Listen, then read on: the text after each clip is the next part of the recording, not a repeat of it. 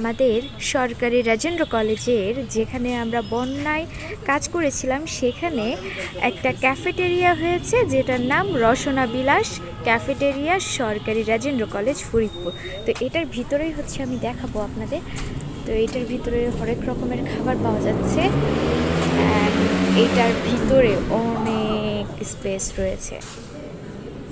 কোনটার প্রাইস কত?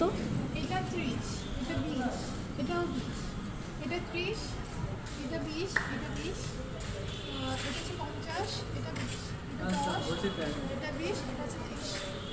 Pay first, এখানে প্রথমে পে করতে হবে।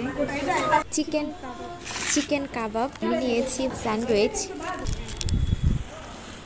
এটার প্রাইস হচ্ছে 30 টাকা।